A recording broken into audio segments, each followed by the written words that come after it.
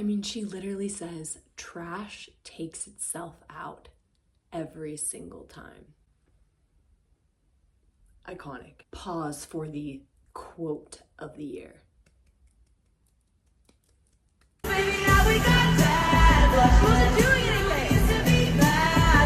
Hey everyone, and welcome back to Cute Shit with Bree. Two incredibly important things have happened this morning. One, I received a haircut. My annual haircut, of which I pay almost no money and always really roll the dice on, and I think it turned out mediumly decent. Two, our girl was named Times Person of the Year, as if there was ever any doubt. There was never any doubt. I think it would have been a joke if anyone else would have been named Times Person of the Year. So I think it came as 0% shock to me and to everyone else and to even inanimate objects and animals. However, we will still celebrate this moment. I'm wearing a red lippy to commemorate. I have lit the pink mother candle to commemorate and celebrate this moment. And celebrate it we will with what might be the first Taylor interview in a millennia since pre-rep era. I know she's had interviews during Lever talking about the music. I can think of like that Apple Music interview, but I can't really think of like a proper like life catch up, let's catch the girlies up kind of interview, which makes this something truly worth celebrating. But you know how we do it here. We have a lot to catch up on in the Taylor Swift cinematic universe. She was not only named Time's #1 girly, she was also named Spotify's #1 girly, which again, expected. They did this really cool graphic though, which I thought was insane and I'm sure is keeping all of the Reputation clowns up all night long trying to decipher like what little Easter eggs are there, which I love. Continue to clown, my loves. Yeah, it's an insane graphic. It's giving me a headache looking at it, but I'm obsessed with it at the same time. It's very confusing inside my head, but I love it. We also had the progression of Travis calling, so initially on his podcast, he calls Taylor Swift. Then he calls her Taylor. Then he calls her Tay. And if a girl can't celebrate that, what can we really celebrate, right? I mean, to me, it's like Time Magazine Person of the Year, Travis calling Taylor Tay. Those are equal to me in my mind, and I won't apologize for that. And I don't think I should have to. We also had Taylor going to Travis's Chiefs holiday party where they wore, apparently, this is like Twitter rumors, I didn't actually see any pictures, but they wore matching squirrel sweaters, which this is apparently the squirrel sweater that they wore. Shout out to the people of Kansas City for not dropping mad pics of them. But this is apparently the sweater that they wore to make fun of Travis's squirrel tweet, which is fucking hilarious. And I love it. This is genius. It's also like, I love the self-awareness. I love being able to laugh at yourself. I laugh at myself every single day. No one is funnier than me to me. And not in like a I'm so prideful way, like in a I fall down the stairs and I laugh because I spilled vinegar all over myself and now I smell like vinegar. It's that kind of situation. Do you know what I'm saying? So this to me, gold, to wear the squirrel sweater to the holiday party. Chef's kiss. I love it. What else did we have? We also had Taylor at Beyonce's premiere. We love to see women supporting women. We love to see women slaying at premieres. I'm a simple bitch. I love to see it. She looked amazing. She wore silver because obviously that's like what Beyonce kind of requested people to wear to her tour. And we don't see her in that kind of silver that often. And she looked absolutely fab. Her and Beyonce looked amazing. I love though, there was this picture of her and Blake from the premiere because Blake went with her. A ride or die bitch. We love it. And Ryan, Blake's husband, photoshopped over Blake and Taylor's faces to be Ryan and Travis's face, which I was like, damn, this guy must really be in with the in crowd because he is getting his face photoshopped over Taylor's on Maine. He's in it, y'all. He's really in it. He's calling her Tay, and Ryan Reynolds is photoshopping his face. So, like, you think Joe Alwyn's getting his face photoshopped? You think Ratty Healy's getting his face photoshopped? Girl. Never. Because those bitches could not take a joke. They were not laughing at themselves. They're not wearing squirrel sweaters. I'm telling you that. Bet. Also, we have a Dumois Tree-Paine war. I am kind of shook by this because Dumois, if you don't know, is a blind kind of like Instagram celebrity gossip site. And basically, it's like run by a person or a team of people. It's like supposed to be anonymous, but there are ideas about who it is. Look it up if you want to know. And they have posted things about Taylor for years, but Taylor hasn't really seemed to give a shit. But now Tree-Paine's getting involved, and now Tree-Paine's upset. Dumois has posted that Taylor has maybe had a secret ceremony with Joe, a marriage ceremony. Not like that they have legally gotten married, but that they had some kind of like love ceremony with friends. And Dumois has said that this has definitely happened.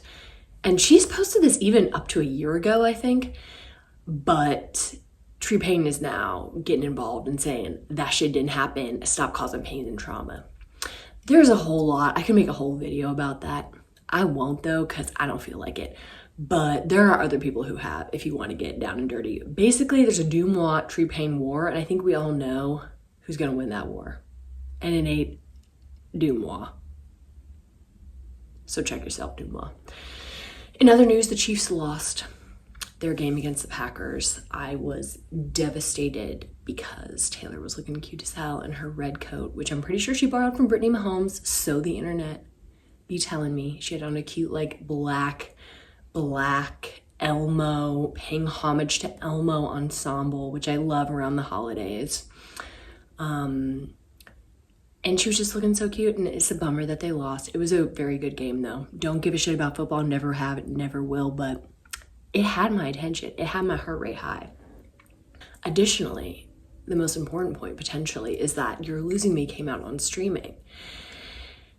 I have a whole section about this at the end because the article obviously touches on Travis, the Time magazine article. And so I put that at the very end. So we'll dissect all the Travis stuff, which kind of leads into some Joe stuff, which obviously I'm going to save the You're Losing Me tea for the Joe stuff. So wait, baby girls and baby boys, and all my babies in the middle. We're going to get into it.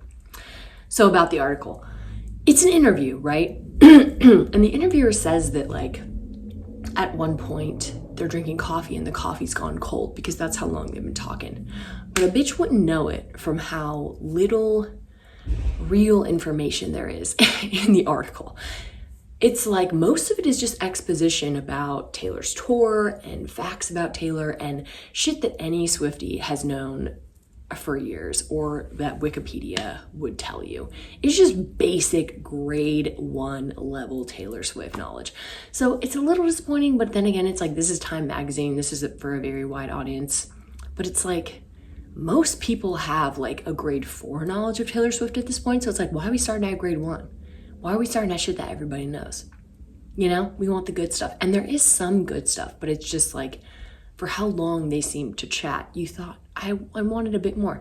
However, I didn't even expect an interview at all. I just expected pretty pictures and maybe one quote. So I was blessed, hence I lit the blessed candle, and I shouldn't be greedy. I shouldn't get too greedy. But I did, but I shouldn't. So anyway, I'll give you what tea, summary, thoughts, opinions I got from the article. Feel free to read it yourself, obviously, or don't. No judgment. It starts off with a very kind of cute and interesting Kenny Chesney story that I had never heard before, where basically she had been invited to be the tour opener for Kenny Chesney when she was 17, but his tour was sponsored by a beer company. And so it kind of came out later that she actually wasn't going to be able to open for him because she was only 17 and underage, and the beer company was sponsoring the tour. And she was like pretty devastated, right? Because it's like, this is going to be a big break for her. And now she like can't do it, right? Because the the tour, like because of the conflict of interest. So that was pretty devastating. But we learned that when she was 18, Chesney kind of like cut her a check, and one of his team members delivered it to her for a not insignificant amount of money, because it says that she was able to pay her band bonuses, she was able to pay for a tour bus, and she was able to fuel her dreams. So that was probably a pretty big catalyst early on in her career to getting herself started and solidified in the industry. So shout out to Chesney, out here supporting. He said that later on in the article that he kind of recognized her as like a really strong talent, a really good songwriter, and wanted to help her out. And I'm like, wow, men supporting women. I also love to see that.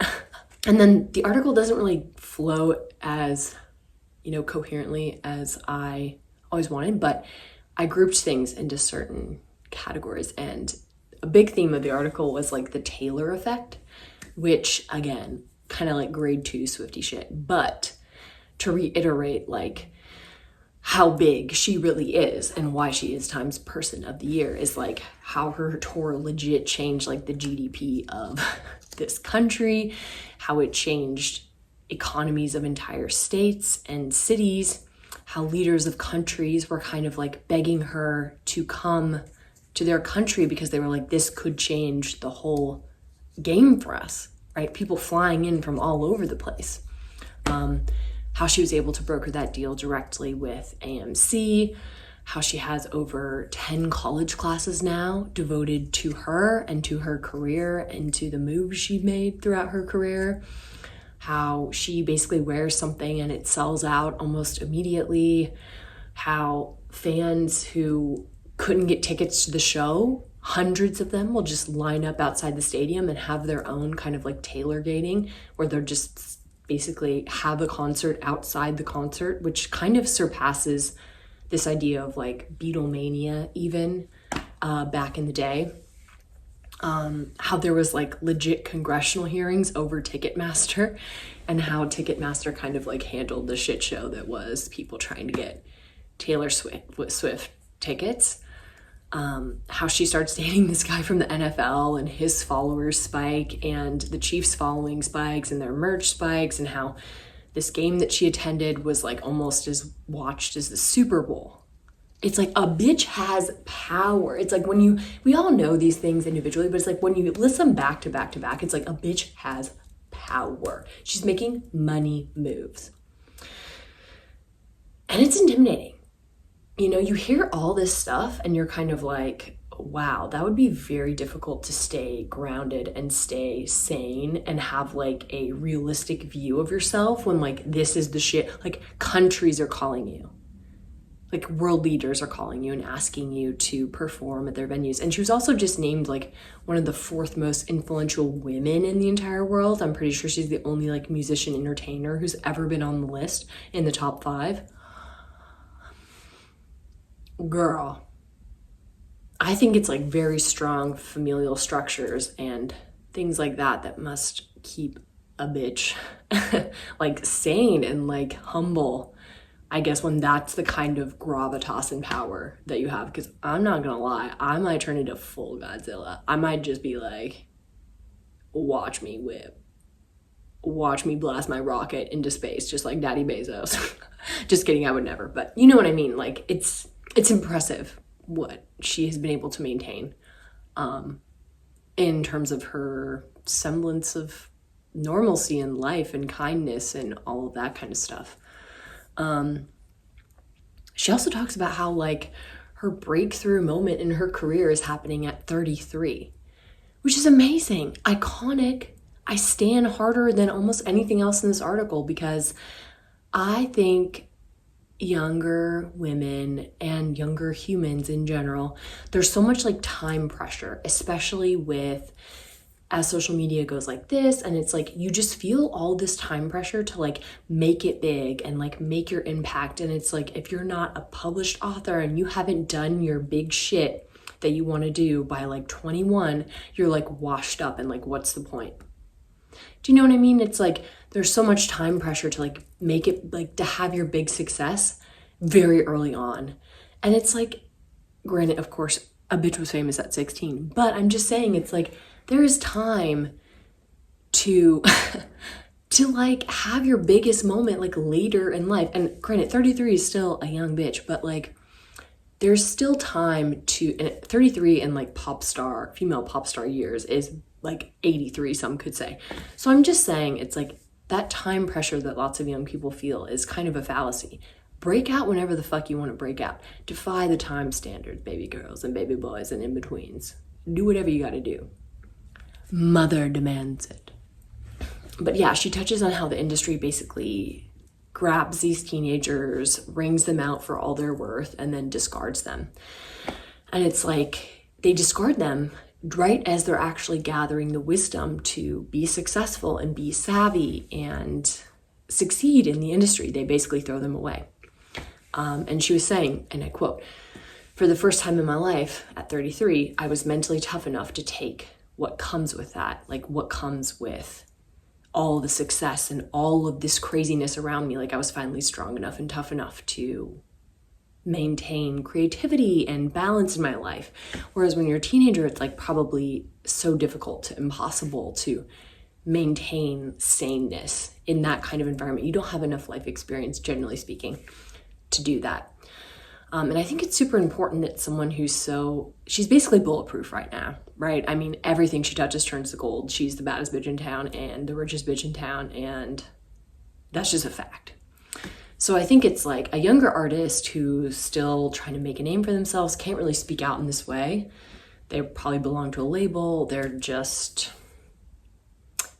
they're a little bit, they're just lower on the totem pole. But Taylor Swift saying it, it has a lot more gravitas, being like, we shouldn't treat young artists this way. And the ways that they don't own their own music, and like just trying to change the way that this industry operates, which is very manipulative and corrupt. We stand. We stand.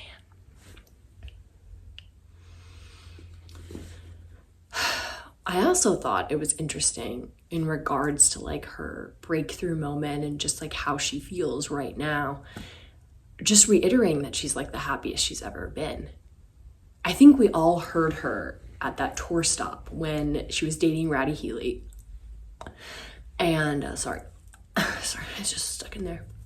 And I think she like got on the mic and she was like, "I just want to emphasize that this is the happiest I've ever been. Everything's going right in my life." And I, to her discredit and my shame, thought that was mostly to silence people about commenting about her relationship. But I'm now thinking a bitch was just happy, and it didn't have nothing to do with Ratty Healy. She didn't really give a shit. Because in time, she quotes, "This is the proudest and happiest I've ever felt, and the most creatively fulfilled and free I've ever been," which is basically what she said during that show. It wasn't about Ratty Healy, and I should have known, and that's my bad. She says, "Ultimately, we can convolute it all we want or try to overcomplicate it, but there's only one question. Are you not entertained?" Gladiator quote. I love that movie. But yeah, I think that's an interesting bit of self-awareness and a bit of sarcasm and just like a bit of like, I'm entertaining all you bitches, so shut the fuck up. Get on my train or get off. I'm telling you I'm happy. I'm living my best life and I'm doing whatever I want. And you're either down with it and you believe me or you don't. That's my take.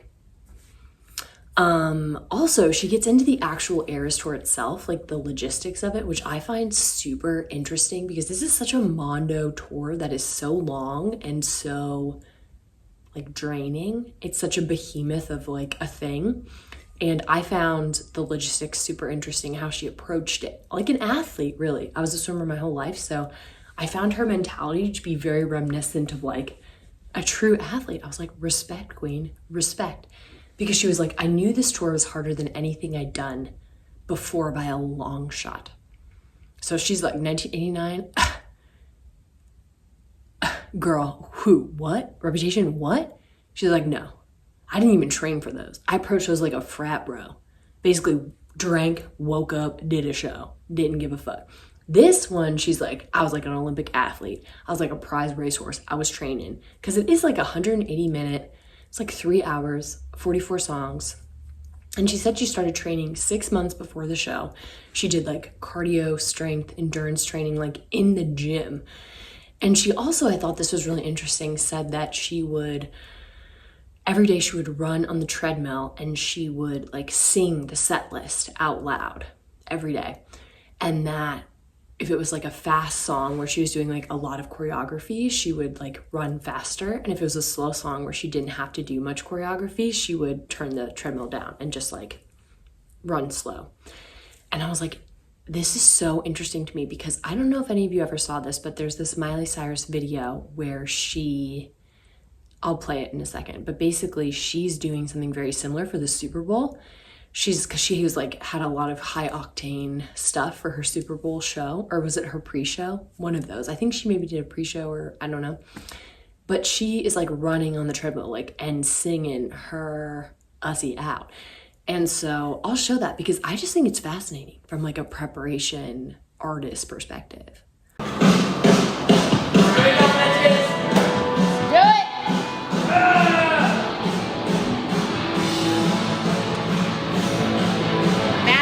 See if you can match the pace with the rhythm of the band. That girl, she's the queen of the neighborhood. She's got the hottest track in town. That girl, she holds her head up so high.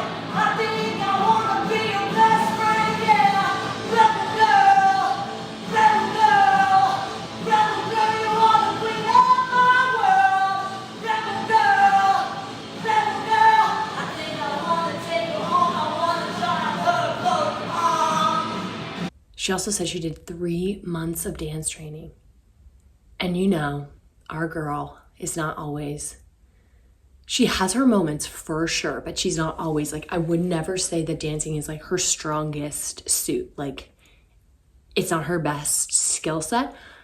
I mean, visualization is slay, but other moments she's kind of just like, but she said she did 3 months of dance training so that she would just be able to go out there and just mindlessly, just completely do it completely mindlessly, and that the whole set would just be very mindless. And I love that because then she said she could like interact and be silly with fans and kind of improvise certain parts and not get lost in the sauce.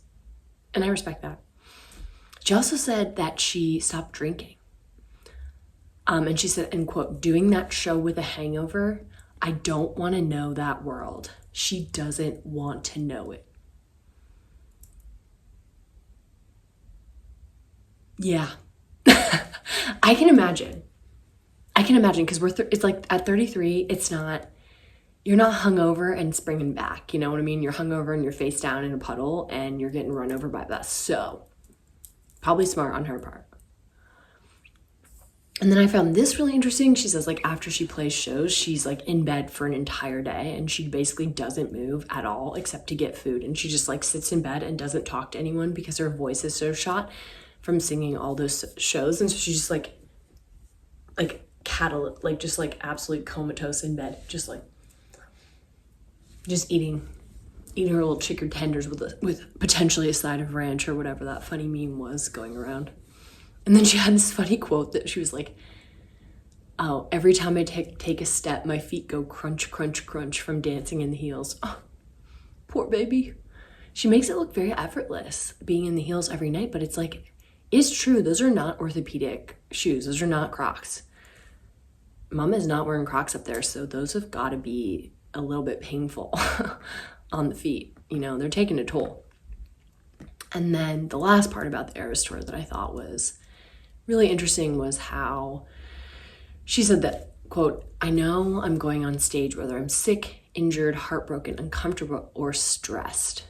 And I think that just goes to show, like, she really does try to put on the show no matter what, no matter rain, shine, no matter how she's feeling internally, which is, again, I think why, as fans, we all love the secret songs so much and, like, look forward to them so much in every show, and why everyone tunes into the live stream just to see the secret songs, because it really is such a curtain pulled back look into her world and into her psyche. And because the heartbreak, again, she can't hide it. She can't just cancel the show. She can't just pretend it's not there. And so it really is a good look into like a snapshot into like what she's feeling at those times, which I love and I think is super interesting, and I think what keeps her connected to the fans. So hats off to you. Another part of the article that made it very obvious that she is very much, like a theme of the article, I guess, would be that she's very much not over the Scooter Braun, Scott Borchetta stealing of her work, her early work, and not that she should be over it, but I think with certain things with Taylor, like with certain exes, she's obviously like, seemed like she's gotten healing with it and moved on and told the fans like she doesn't care, she's over it. I think with like the Katy Perry thing, they did the video together, like there's been healing in these certain areas where she was once like very vindictive and very upset and angry. But if there's been areas where there's not healing and the anger is still there, it's like the Kanye West, Kim Kardashian cancellation, pre-cancellation saga, circa like Reputation, pre-Reputation, and yeah, the Scott Borchetta, Scooter Braun situation. She's still extremely angry, it seems like to me, about those things. She says, and quote, "Make no mistake, my career was taken away from me." About basically just like the Kanye, Kim, I guess just kind of like pushing her over the edge of cancellation in like 2015, 2016, kind of forcing her to be called a snake and be called a liar and go into hiding. And we don't get a ton of like new insight into that situation. But we just get that we just get this idea that it was really, really traumatizing and that she's definitely not over it. She says that she, end quote, pushed away most people in her life because she didn't trust anyone anymore. Quote, she says, "I went down really, really hard." She's afraid to get on phone calls because I guess people had been spamming her, and I think it was just like a very dark, distrustful, bad time.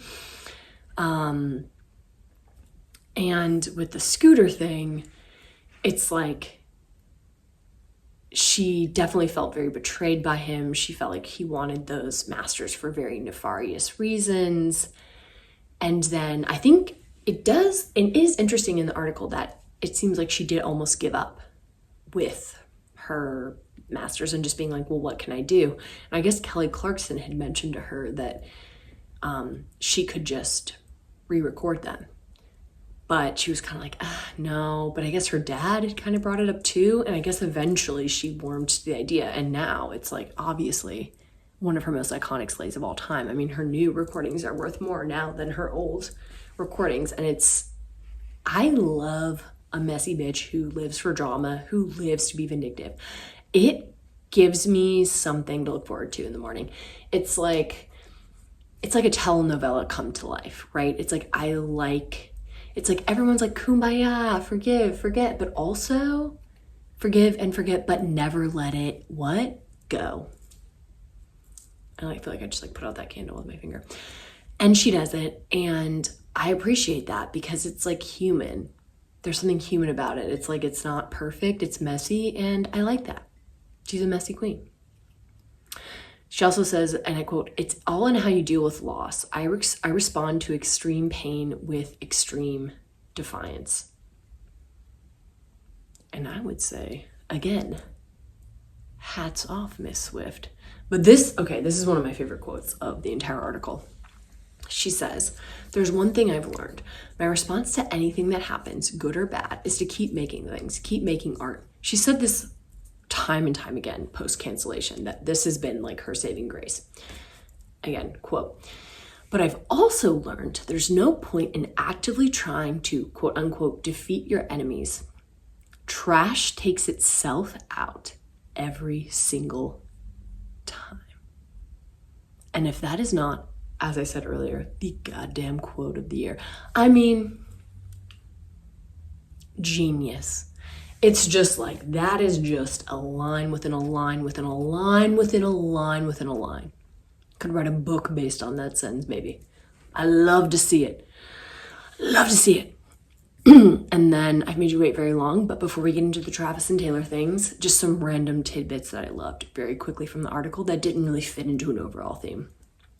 Okay, this quote from the, not Taylor, but from the person who wrote the article. And they're quoting actually a tweet, so it's like an Inception quote, but they're saying, the tweet is quoting, Taylor Swift fans are the modern day equivalent of those cults who would consistently have inaccurate rapture predictions like once a month. You know why I love this, right? Because I love the clowns. I mean, I feel like someone's going to read this whole article and be like, TS11 is coming out on March 16th, 2024, and Reputation and Debut are coming out, and just like, blah. It's just like, calm down. But, I mean, the woman has given us so much this year, and still you want more? Greedy. Confess your sins to the priest. Light a candle for yourself in the Catholic Church. That's how I feel. Also, Greta Gerwig is kind of quoted more often than you would expect in an article about Taylor Swift. And also Taylor Swift is quoted talking about Greta Gerwig, just about Barbie and like some iconic like women loving women. And I'm just like, interesting, because I also saw them at a dinner not so long ago leaving together. And I'm like wondering if they're like brewing something together. If Taylor's like trying to get in her directorial debut or something. I just am wondering, so just bookmark that. Bookmark this Taylor Swift Greta Gerwig collab for a later date. Also, Taylor's not a fan of cringe. She says, the article writer says that they have this meme that they like that says, do not kill the part of you that is cringe, kill the part of you that cringes. And Taylor just loves this meme and launches into like, yes, you shouldn't feel cringy, you should just celebrate what you like and love it. And I feel like she is a big fan of just celebrating what you like and not being ashamed of it, and that's our girl. I mean, she's a cringe queen, but not in that way. You know which way I mean. Also, she has a note from Paul McCartney that hangs in her bathroom, which we'll get into later with the Joe connection. Wait for it. And then also you really get the sense that like the Swift operation is very family oriented. Like it seems like her dad has a lot of input. Her mom is obviously a huge support system. Her brother is making suggestions about things. Like it just seems a lot, like the impression that I got from the article is that it's not just her making these decisions. It's like very much, she's taking basically the opinions of the whole family. It's kind of like a small family business, which I thought was like very sweet and probably something that her and Travis really bond over, because it seems like from his article that that is also kind of how he operates in his life as well. She also calls Reputation a goth punk moment of female rage at being gaslit by an entire social structure.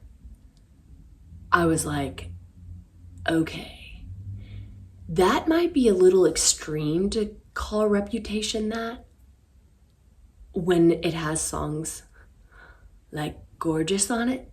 Do you know what I mean? Like, I don't know, but sure. Okay, I like that that's how she thinks of Reputation. I don't personally think of it like that, but go off, queen. Yes.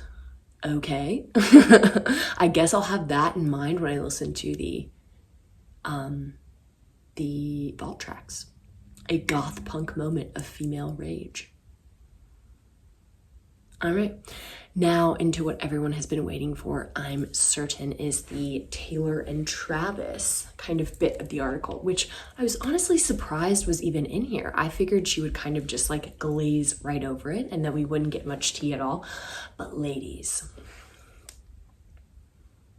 there was tea, and it was hot-ish. Kind of, well, actually, it was better for our timelines. Every single week I redo this goddamn timeline, but you know what? I think we might be approaching like my final fucking timeline. Okay, so first of all, she discusses how she really likes football and she's really been enjoying it, which I think is so fun. It's like, being of the stature that she is, like, why can't she just go to a football game and enjoy it? Why can't a bitch just enjoy a football game? Is that so much to ask? Right? Like, she should be able to enjoy it. And I love that. I love that for her because she looks like she's having a great time, and it's good to know that she is, you know, it's not just a front. She also talks about how the camera that like the NFL uses to showcase the games on TV is actually very far away. And so she can't actually see when the camera is on her at all. And so she has no idea how many times they're actually showing her in the game. And she's like, she says, end quote, "I'm just there to support Travis." Like, oh, that's really sweet. I love the support. I love the like men supporting women, supporting men, supporting women in a relationship. And I love it. And she says, "I have no awareness of if I'm being shown too much and pissing off a few dads, Brads, and Chads." Okay, first of all, I've never heard that kind of like rhyming quote before, but I feel like I'm going to steal that and recycle and reduce, reuse, recycle that like 800 times in a row. Dads, Brads, and Chads. She doesn't know if she's pissing them off, and guess what? She also doesn't give a. She's just a goth punk female rage ball. A la Reputation. Okay, I have to, this is a huge quote and I don't care. You're gonna want me to read it to you undiluted and then we can kind of like break it down and discuss. But I have to read you the whole thing for timeline and posterity reasons. So she says, "This all started when Travis very adorably put me on blast on his podcast, which I thought was metal as hell." Which now that we know that she's a goth punk princess of female rage, it makes sense that she would love something that's metal as hell, right? She said, "We started hanging out right after that. So we actually had a significant amount of time that no one knew, which I'm grateful for because we got to get to know each other. By the time I went to the first game, we were a couple."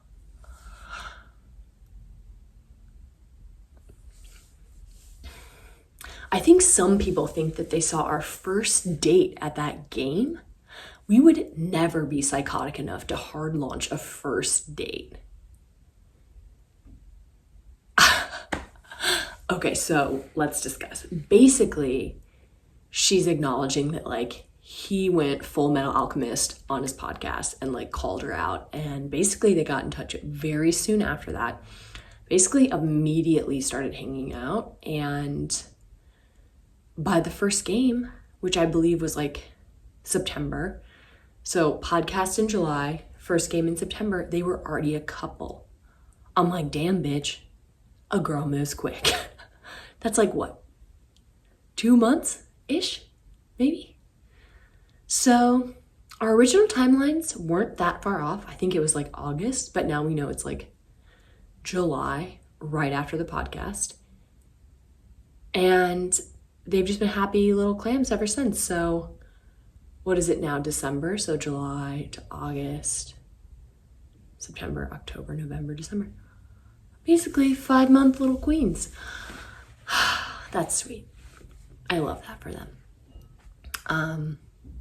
I also think it's hilarious that everyone initially did think that was their first date. All the commentators, all the people like reading her lips in the box suite, everyone was like, "They're hard launching. This is crazy. She really came to the first date."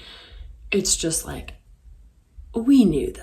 I think all of us in the know, all of us here probably knew that that was not a first date. Like, no one is doing that. That's crazy behavior. And we knew that. And that's why we did not say that that was a first date. So handshake and high five to us here. And I love that she just calls that out as absolutely psychotic behavior, which it would have been. It's not cute, it's psychotic. No one of that scale wants a first date to be on blast like that, because when it comes crashing down to the ground, everyone's hopes and dreams are crushed and they're all upset for no reason, and you cannot have that. The last part of this quote I also find extremely interesting. She says, when you say a relationship is public, that means I'm going to see him do what he loves. We're showing up for each other. Other people are there and we don't care. Well, ain't that a goddamn change, girl? She says, the opposite of that is you have to go to an extreme amount of effort to make sure no one knows that you're seeing someone.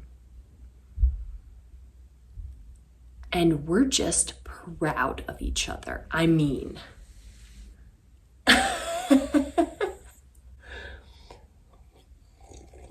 Joe. I don't know where you are, boy, but I hope you're okay after a quote like that. Because basically all of this really cute Travis stuff, I mean, the Travis stuff is amazing. They're supportive of each other. We get a more accurate timeline. I feel like they're mutually talking about each other in interviews. Taylor doesn't really do that with any boyfriends. I feel like they're in this. I feel like we're out here winning, and I don't need to say much else. The interview speaks for itself. What I do need to say is, why is Joe getting canceled as hell? I mean, I have my ideas, but I think we need to discuss more almost about Joe after this article and about Joe after some other events have come out, because it is not looking good for our London boy. Oh, no, it is not looking good. It's looking very bad, actually, for him. Because first we have You're Losing Me being dropped as a single on Spotify, streaming. A tragic song, which the more I listen to, the more damning it gets against him, right? But you kind of assume that it's labeled a vault track, but I assumed that track was kind of written after Midnight's came out and more as like a breakup track, because you kind of assume the breakup happens or that the trouble is happening in their relationship more to the end of Midnight's. But then our chaotic mouse boy, Jack Antonoff, drops an Instagram story that says she wrote that in December 2021 and posts this very sad image of her eating raisins, raw dogging raisins off a kitchen counter. Does a well person raw dog raisins off a kitchen counter? I don't think so. I've never been well and just eating raisins off a counter like that. I don't think that was a good sign. And I imagine she wrote it thinking, I'm probably not going to release this. And then the tea demanded to be poured, shall we say. So we have that happening. This is all happening in like the span of a week. Then we have Taylor liking a tweet about Sweet Nothing actually being about Paul McCartney and not Joe. Because Sweet Nothing is like theoretically this very, very sweet song, probably about Joe, we all kind of had assumed on the surface level. But then someone had said during the Eras Tour, when she played Sweet Nothing as the surprise song, she actually wore a Beatles shirt, like, to the stadium. I mean, sometimes I'm like, God, is this like Mayan calendar level craziness? Maybe. But I'm playing along. I'm in the game now, baby girl. I don't know as much about Sweet Nothing, but her having that Paul McCartney quote and thing in her bathroom is maybe extra evidence that maybe Sweet Nothing also isn't about Joe, and her and Joe were having problems since 2021, and maybe Midnight's is more of a breakup album than we all thought, and maybe that's why Midnight Rain is something she sings with her whole entire heart and soul up on that stage every night. What can I say? Then we also have Tree ending Dumois over a statement about her and Joe getting married. And it's like, Dumois has been saying this shit for a year almost. Why now? Why release You're Losing Me on streaming now? Why is Jack posting when You're Losing Me was made now? It's like, why is all this happening now? I don't know. Do you all know? Why now? Is this because of her wanting to move forward with a clean slate with Travis? Is this because she's finally to that like super angry stage of a breakup where, you know how initially when you break up, sometimes you feel bad and sometimes you feel guilty. And then you get to that stage of breakup where you're like, fuck this motherfucker. They did all this shit wrong. And actually the anger starts to build because you realize that like all the shit that you kind of took the blame for was actually that motherfucker's fault. Maybe she's in the anger stage of the breakup. And so she's like, drop it. Wash my hands of this bitch. Also, additionally, in the article, it's like she talks about how she was very untrusting during this like reputation time. And I'm kind of wondering if Joe played a lot into the untrust that she felt. She was obviously very distrustful on her own after all the Kim Kardashian, Kanye stuff. But I'm also wondering if he kind of like fed into that and was like, no, you need to be private. You need to hide your life away. Like, these people aren't worth your time. They're not worth, don't show them anything. Like, they'll take everything from you. I do wonder if he was more of a like fearful person in that way and like played into that. Because she quotes, and again, that quote I just read, but the opposite of that is you have to go to an extreme amount of effort to make sure that no one knows you're seeing someone. It does seem more fed by Joe. And then the last quote, the most damning of all, which I will leave you with.